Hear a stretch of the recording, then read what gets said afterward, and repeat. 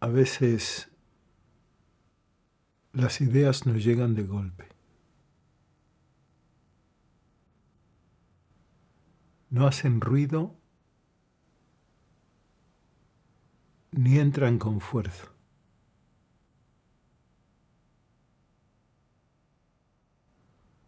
Más bien se asoman con calma por los bordes, casi sin avisar.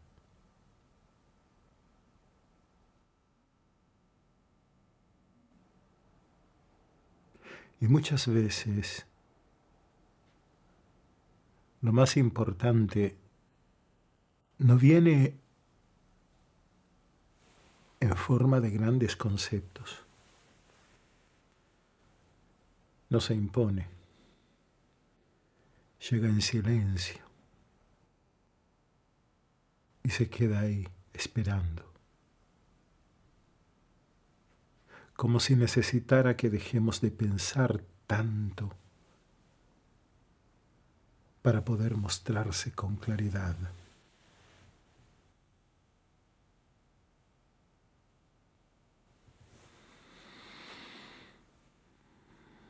Por eso propongo otra manera de pensar. Una que no empuja, que no obliga. Es un tipo de pensamiento que acompaña. Que no habla por hablar ni inventa porque sí. Solo se mantiene cerca de eso que todavía no ha sido dicho del todo. Es como caminar despacio al lado de algo que se escapa, que no se deja atrapar, agarrar fácilmente. Y cuando estamos disponibles, el pensamiento se convierte en una forma de esperar con atención, de abrir espacio para que aparezca lo que todavía no tiene forma, pero que ya se empieza a sentir. Y entonces, en medio de ese silencio aparece lo que no buscábamos. Y ni sabíamos que necesitábamos, pero ahí está. No se ve con claridad, no se impone, pero de alguna manera nos sostiene. No llega como una idea cerrada, más bien se siente como una dirección, como si nos indicara por dónde seguir, sin decirnos exactamente qué hacer. Es una forma de sentido que no pide respuestas.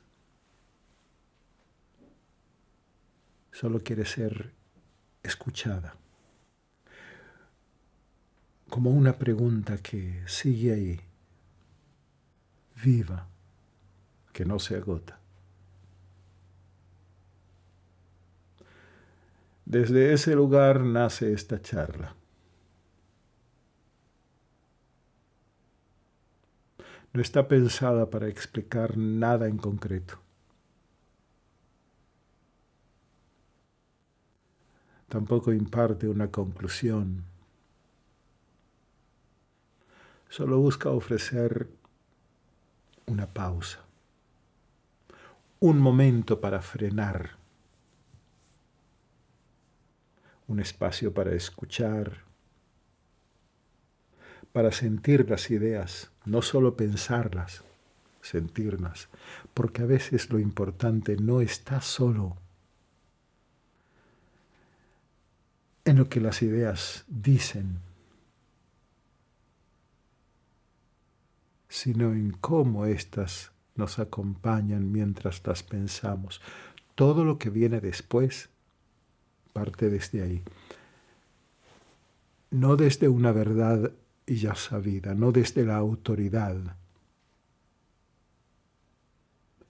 Es un intento simplemente de caminar al lado de algo que todavía no tiene forma.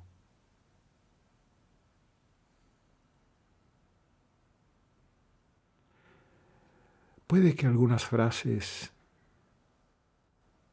se detengan antes de cerrarse del todo y no pasa nada. De hecho, está bien que sea así, porque lo que realmente nos transforma no siempre es una conclusión definitiva. A veces lo que permanece sin resolver es lo que más nos conmueve. No vengo aquí con la intención de tener la última palabra, para nada.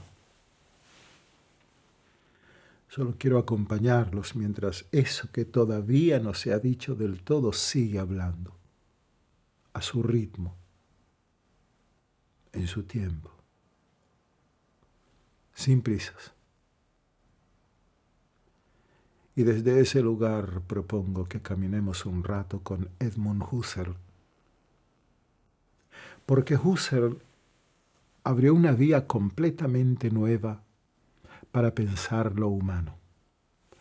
Una vía que consiste básicamente en pensar la experiencia desde la propia experiencia.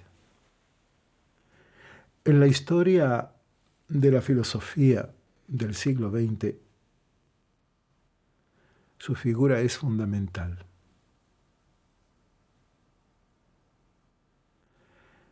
Fue él quien fundó la fenomenología como método filosófico, pero atención, su famoso lema, volver a las cosas mismas, no era solo una indicación de trabajo, no era un método frío ni una regla más. Era una actitud, una forma de recordar algo muy sencillo que se suele olvidar, que antes de cualquier teoría, antes de cualquier sistema, existe la experiencia vivida. Lo que sentimos, lo que vemos, lo que nos ocurre, lo que nos pasa, lo que nos sucede, esa experiencia inmediata, concreta, ocurre antes de que empecemos a explicarla o a analizarla o pensarla.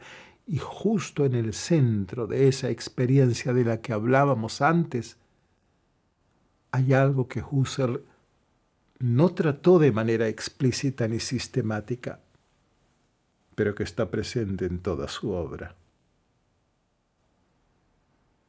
Me refiero a la idea de Dios.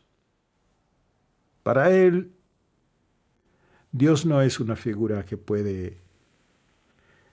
describirse como un objeto común.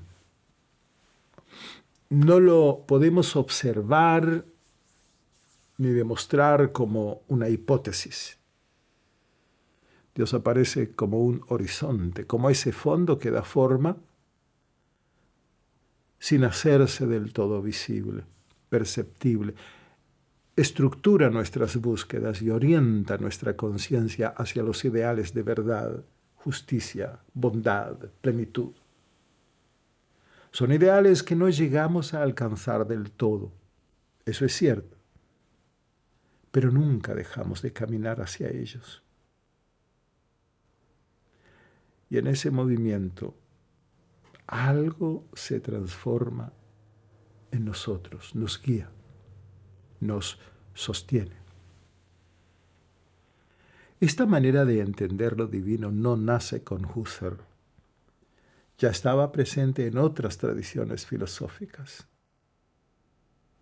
Kierkegaard, por ejemplo, decía que la relación con lo eterno no surge desde la objetividad, no nace del análisis externo. Aparece en la interioridad, justo ahí, donde nos sentimos finitos, vulnerables. También en Kierkegaard, Dios no es un concepto que podamos definir. Es más bien un llamado. Es aquello que nos interpela, que nos pone frente a una decisión. Y la respuesta a ese llamado no se basa en certezas, se basa en la fe. Pero no en una fe ciega, sino en una fe entendida como un acto, como un compromiso con lo que no se puede verificar, con aquello que no se puede demostrar, pero que aún así sentimos que nos reclama una respuesta. Husserl también plantea algo muy interesante, que lo divino no se capta directamente, más bien se presiente. Y en vez de definirlo de forma cerrada, sugiere pensarlo como un ideal regulador, es decir, no como una imposición externa, sino como un brote desde la estructura misma de la conciencia. Desde ahí su idea de intuición no es una cuestión emocional ni se reduce a una experiencia subjetiva vaga. Para Husserl, intuir significa captar una esencia. Por ejemplo, cuando miramos una mesa, no solo vemos un objeto con patas y superficie. Reconocemos su condición de mesa. Eso precisamente es captar una esencia. Pues bien, Husserl decía que la conciencia también puede orientarse hacia lo divino de ese modo. No como una percepción sensorial, sino como el fondo que sostiene y organiza nuestra experiencia. Y ese horizonte de sentido no es estático. Se mueve, se amplía todo el tiempo. Cada vivencia que tenemos está envuelta en un contexto que se desplaza. Siempre hay un más allá que no se termina. Y justo ahí aparece la idea de Dios, como aquello hacia lo que caminamos, aunque nunca, jamás lo alcancemos del todo. Más adelante, Levinas va a retomar esta idea desde otro ángulo. Él dirá que el infinito no se capta, se aproxima, y no se aproxima en abstracto, sino que se presenta en el rostro del otro, en ese llamado ético que nos interpela, un llamado que no permite indiferencia, que nos exige una respuesta. En Husserl, esta presencia que nunca llegamos a captar del todo, adopta una forma muy concreta. La plenitud, o como él la llama el pléroma, es una plenitud ideal que nunca se alcanza completamente, pero que está ahí empujando. Es lo que impulsa nuestro pensar, nuestro actuar, toda esa búsqueda constante de sentido que nos atraviesa. Y aunque esa meta, ese telos, como decían los griegos, no se alcanza de forma definitiva, sigue cumpliendo una función clave. Nos orienta, nos da dirección, nos mueve, y esa orientación es un movimiento constante, un impulso que nunca se detiene. Desde otro lugar, Paul Ricoeur va a decir algo que conecta muy bien con esto. Para él la fe es sobre todo fidelidad a una promesa. No una promesa que se cumple de inmediato, pero transforma la manera en que vivimos ahora. Y en ese sentido se parece mucho al ideal regulador del que hablaba Husserl, porque también nos sostiene, también nos llama a ser más de lo que somos. Aunque no sepamos del todo hacia dónde vamos, algo en nosotros responde. Y esa respuesta ya cambia nuestra manera de estar en el mundo. Y llegamos aquí al centro del asunto. En este recorrido Dios no aparece como una conclusión a la que llegamos después de deducir varias cosas. No es el resultado de un razonamiento lógico, es otra cosa. Es otra cosa. Dios es lo que abre camino y permite que sigamos buscando.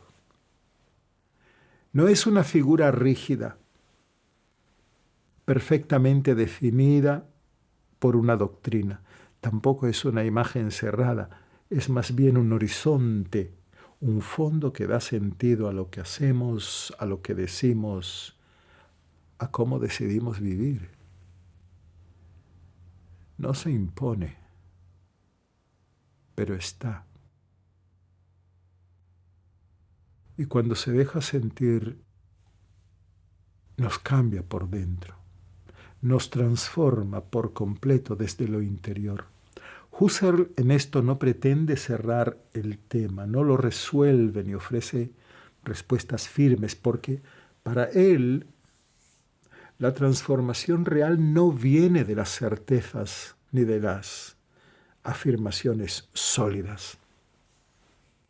Desde este enfoque, Dios no es una respuesta que tranquiliza. Es una promesa que se renueva cada vez que volvemos a la conciencia, cada vez que prestamos atención a lo que vivimos de verdad. Y es una promesa que se mantiene incluso sin garantías. Aunque no podamos controlarle, Dios nos orienta. Su presencia no es visible, pero sostiene y acompaña. Husserl nos propone en el fondo solo escuchar. Escuchar de verdad.